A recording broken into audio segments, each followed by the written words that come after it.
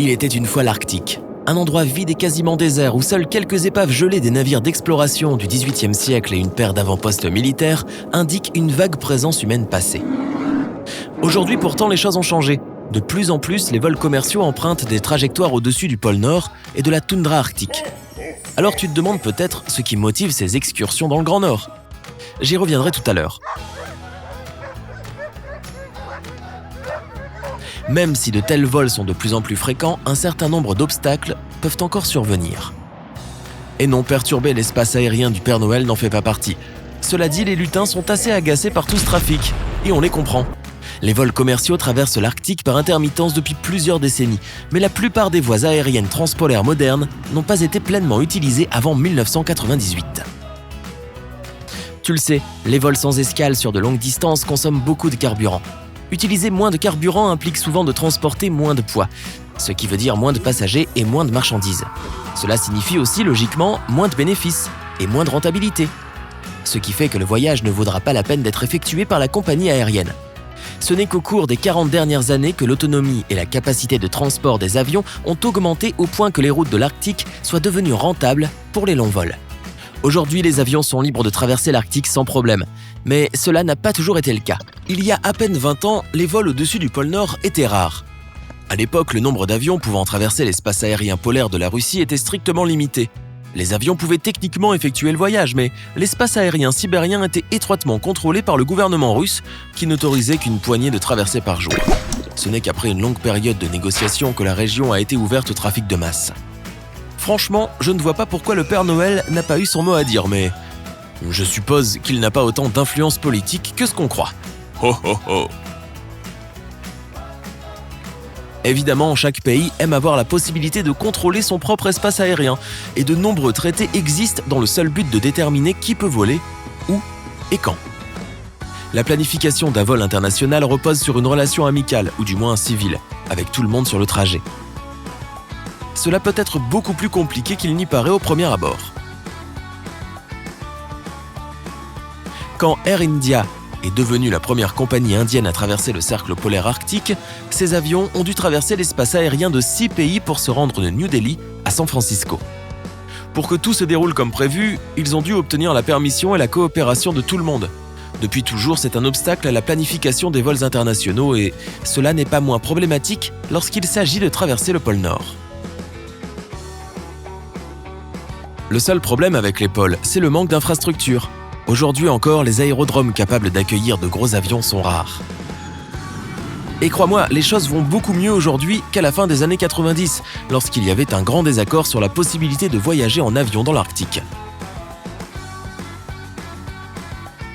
Les boussoles sont inutiles quand on est aussi près de l'un des pôles magnétiques de la Terre, et les satellites ne sont pas d'une grande aide non plus. La plupart des satellites utilisés pour la navigation aérienne gravitent autour de la Terre en orbite géosynchrone. Cela signifie qu'ils sont en orbite en synchronisation avec la rotation de la Terre, ce qui leur permet d'être toujours dans la même position par rapport à la surface du globe. Ce type d'orbite n'est possible que lorsque le satellite se déplace d'ouest en est, près de l'équateur. Bien que cette configuration fonctionne la plupart du temps, elle crée un angle mort sur les pôles. La navigation près du pôle Nord dépend fortement d'une combinaison de radars, de navigation GPS et de communication avec les aiguilleurs au sol.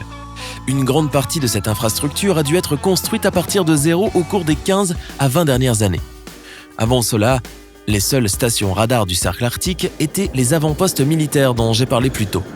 Beaucoup d'entre eux ont été construits dans les années 50 et 60 et n'avaient aucun système pour déchiffrer les signaux des transpondeurs que les avions civils utilisent pour s'identifier.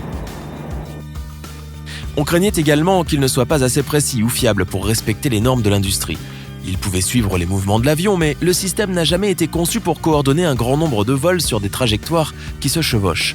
Il fallait également élaborer un système permettant aux contrôleurs aériens russes, américains et canadiens de communiquer efficacement entre eux. Bien que la plupart de ces problèmes aient été résolus, le processus a été extrêmement coûteux.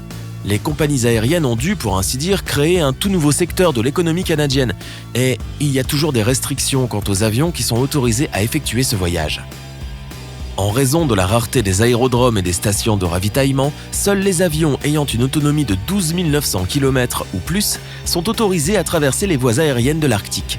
Par conséquent, seules les grandes compagnies peuvent se permettre d'envoyer des vols au-dessus du cercle polaire arctique. Les avions eux-mêmes doivent également être spécialement équipés pour un voyage vers l'Arctique. Même avec une installation radar supplémentaire, les appareils doivent encore être équipés de systèmes de navigation spécialisés pour maintenir leur trajectoire quand ils survolent le Grand Nord. Ces avions sont également tenus de transporter des dispositifs de sécurité qui ne se trouvent pas sur les vols ordinaires. Il s'agit notamment de l'équipement contre le froid pour le personnel et des radios d'urgence. Les avions de ligne sur les routes de l'Arctique ont aussi des endroits prédéterminés où ils peuvent effectuer des atterrissages d'urgence. De même, les équipages sont formés aux procédures spéciales d'évacuation au cas où ils auraient besoin d'atterrir dans des circonstances complexes. Même si cela n'est jamais arrivé, il est toujours bon de se préparer à traverser une région aussi hostile et peu habitée. Un projet récemment abandonné, nommé Rudolph, aurait consisté à utiliser une lumière à très haute intensité pour la navigation, en particulier en cas de brouillard, avec une couleur bien précise qui ne serait pas gênante pour le gouvernement russe. Mais l'accord ne s'est finalement pas concrétisé. En ce moment, tu te demandes sans doute pourquoi ces vols posent autant de problèmes. Pourquoi les compagnies aériennes sont-elles prêtes à dépenser des millions de dollars pour des avions spéciaux et des installations améliorées ? Eh bien, il s'avère que ces voyages à travers le cercle polaire arctique vont beaucoup plus vite que ce que tu imagines. On sait tous que la façon la plus rapide de se rendre quelque part est de faire une ligne droite. Donc, selon l'endroit où tu vas, un vol par l'Arctique peut te faire économiser plusieurs heures de voyage. Tu es à New York et tu veux visiter Hong Kong ? Normalement, cela impliquerait un vol vers l'ouest avec un ou plusieurs arrêts en cours de route. C'est presque 20 heures de vol, sans compter les escales. En revanche, le vol de New York à Hong Kong à travers le cercle polaire arctique s'effectue en 16 heures environ seulement. C'est encore un long vol, mais je préfère 16 heures de vol à 18 heures, non ? Les passagers des vols transpolaires ont également tendance à avoir moins de turbulences en raison des températures plus basses que l'on retrouve dans le Grand Nord. Sans parler de la vue unique que ce voyage offre sur le sommet du monde. Un aperçu particulièrement net puisque les températures glaciales obligent les avions à voler à une altitude beaucoup plus basse quand ils traversent les pôles.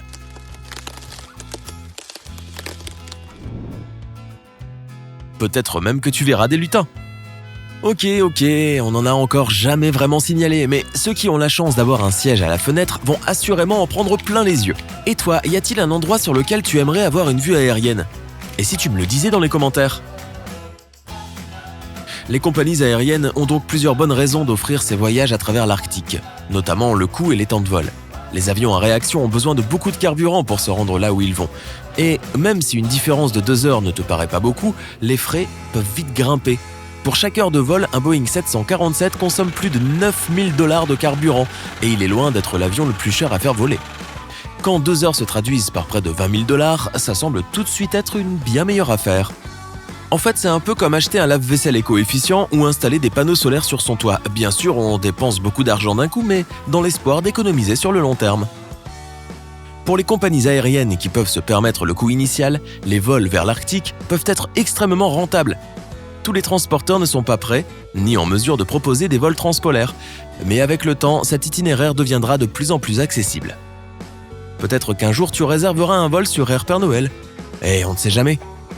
Alors, si tu as appris quelque chose de nouveau aujourd'hui, aime cette vidéo et partage-la avec un ami. Et voici d'autres vidéos que je pense que tu vas adorer. Il suffit de cliquer à gauche ou à droite.